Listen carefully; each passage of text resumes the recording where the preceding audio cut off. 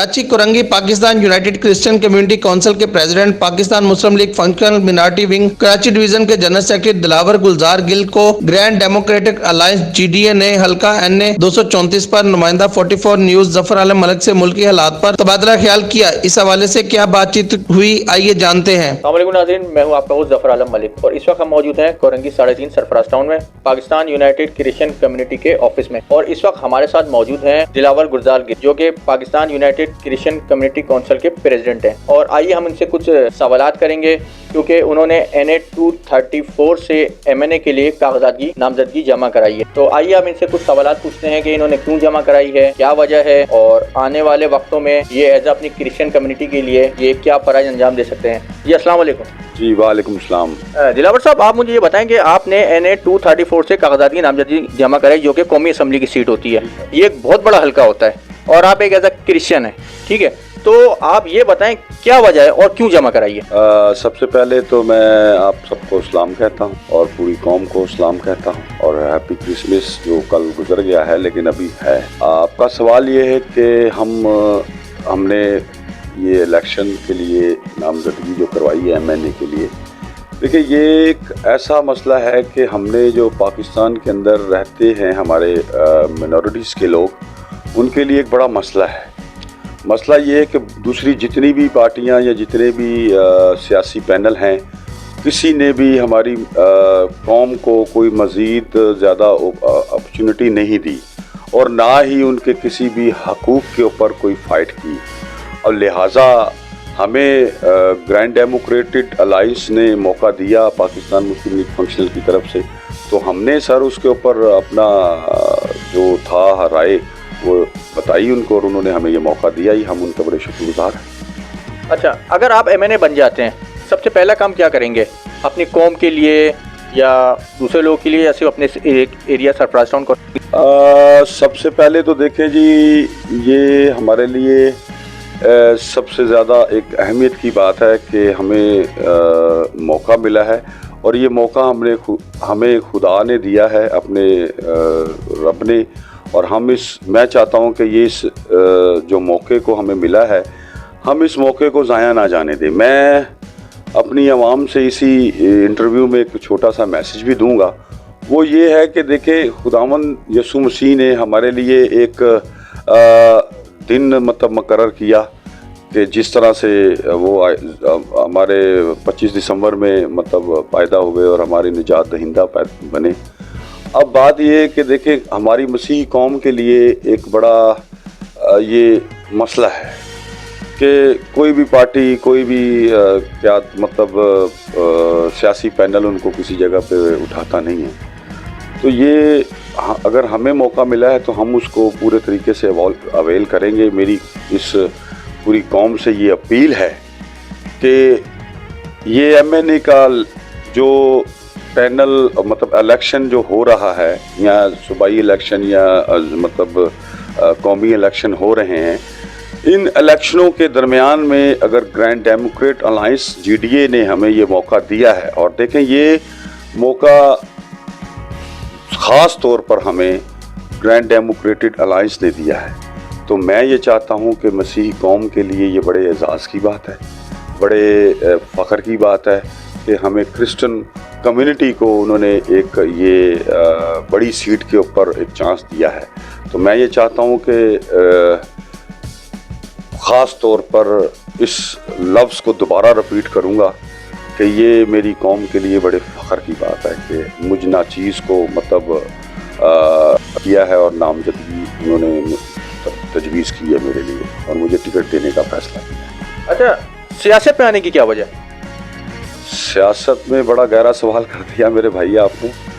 देखिए, सियासत में भी आने की वही वजह है जो वजह अभी मैं आपको पिछले सवाल में बता चुका हूँ कि हमारी कौम बड़ी फिसी हुई है, बड़ी मजबूर भी है और बहुत ज़्यादा ये समझ लें कि मसाइलों से भरी हुई है, और वही जवाब दोबारा कि किसी जगह पे भी उसको अपने मसाइल का हल निकालने के लिए मौका नहीं मिलता, क्योंकि जो भी कह सकते हैं कि पार्टियों के रहनुमा हैं या तंजीमों के रहनुमा हैं वो शायद गौर नहीं करते इनके ऊपर।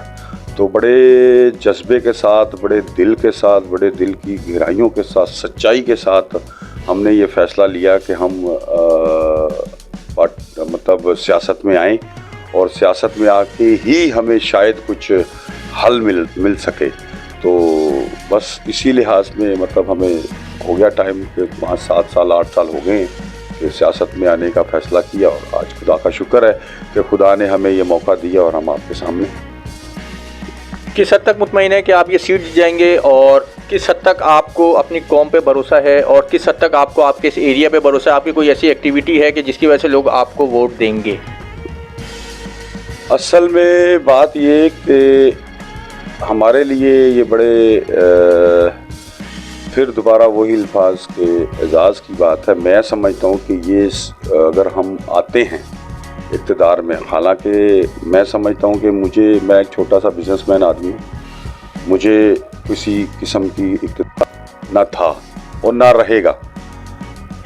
मैं सिर्फ़ और सिर्फ अपनी इस कौम के मसाइलों के लिए और अपने इस इलाकों के लिए, जिन इलाकों में हमारे पास पानी की किल्लत है, हमारे सीवरेज के मामलातों में बड़ी किल्लत है, हमारे बहुत सारे इलाके ऐसे हैं कि उनके पास घरों में पानी ही नहीं है।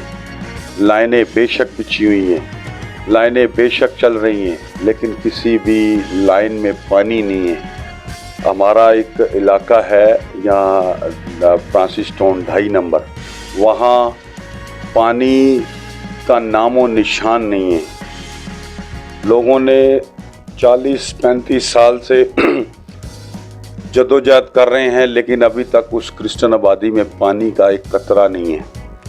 इसी तरह हमारे कयूमाबाद में क्रिश्चियन आबादी के पास पानी नहीं है। क्यों? कि वहाँ वो टैंकर माफिया चल रहा है, और पानी सारे कुछ ऐसी माफिया हैं जो पानी सेल करते हैं। तो सबसे बड़ा मसला तो मेरे ब्रदर पानी का है। देखें, पानी एक ऐसी नेमत है जो खुदा की तरफ से मतलब ये ज़रूरी है। और हमारे जितने भी नॉमिनेशन किए हुए मतलब कह सकते हैं कि जो अपने सियासतदान हैं जो आज इक़्तिदार में हैं, उन्होंने क्या किया है?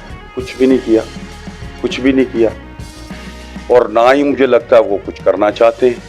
हमें अगर खुदा ने मौका दिया है और ग्रैंड डेमोक्रेटिक अलायंस GDA ने अगर मौका दिया है, तो मैं ये चाहूँगा, आज अपनी कौम को ये बताना चाहता हूँ कि आज खड़े होकर मेरा साथ, खुदा ने चाहा, खुदा हमें इस मंजिल मकसूद तक पहुँचाता है, तो भले एक शख्स, एक बच्चा, एक बुजुर्ग वो MNA होगा, मैं MNA नहीं होऊंगा। मैं आज इस बात का ऐलान करता हूँ कि मैं अपनी कौम से ये वादा करता हूँ कि ये MNA की सीट मेरी नहीं होगी, मेरी कौम की होगी, मेरे उन लोगों की होगी जो लोग इस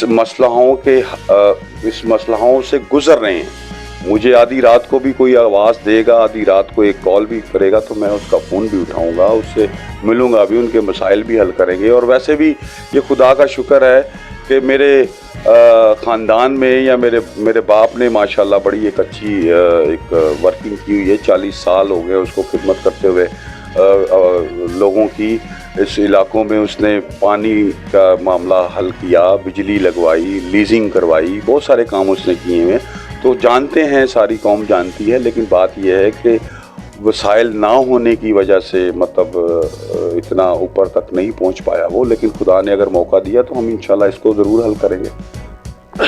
आखिरी सवाल आपसे, अगर आप MNA ना बन सके तो क्या अपने कारोबार की तरफ आप तवज्जो करेंगे, पार्टी को खैराबाद कर देंगे, या तो फिर अवामी मसाइल हल करेंगे? देखें जी, ये तो जब खुदा को पता है कि हम MNA बनते या नहीं बनते, ये तो खुदा की देन है। अब उसने अगर हमें मौका दिया है तो हम शुक्रगुजार हैं और शुक्रगुजारी में हैं कि हमारी पूरी कोशिश तो यही है कि खुदा ने हमें अगर मौका दिया है तो वो हमें जिस मकसद के लिए उसने हमें चुना है और जिस मकसद के लिए उसने हमें ये तजवीज़ दी है या जहन में लाया है वो बात, तो वो हमारे मसले भी हल करेगा और हमें इस मंजिल मकसूद तक पहुँचाएगा भी। और दूसरे नंबर पे ये बात है कि हम जो हमारे लिए ये एजाज़ हमें मिला है उसको हम पूरा करेंगे। खुदावंद की बरकतें हमारे साथ हैं, हमें इस बात का पता है। हमारे बुज़ुर्ग, हमारे बड़े, हमारे ख़ानदान, हमारे बच्चे सब हमारे लिए दुआएं कर रहे हैं और मुझे उम्मीद है कि इस इंटरव्यू के बाद मेरी कौम पूरी मेरे लिए दुआएं करेगी और मुझे अपनी कौम के ऊपर फ़ख्र है कि वो कभी भी किसी वक्त भी मेरा साथ नहीं छोड़ेगी। ये मुझे उम्मीद है उसके ऊपर। बहुत शुक्रिया दिलावर गुलजार गिल साहब, आपसे बहुत अच्छा लगा बात करके और आपने अपने कीमती टाइम से हमें कुछ नई चीज़ें भी सुनने को मिली और आप जो अपनी मसीह कौम के लिए जो इतना सब कुछ कर रहे हैं तो हमें एक खुशी हुई। न्यूज़ रिपोर्टिंग के लिए कैमरामैन टीम के साथ जफ़र आलम मलिक को इजाज़त दीजिए।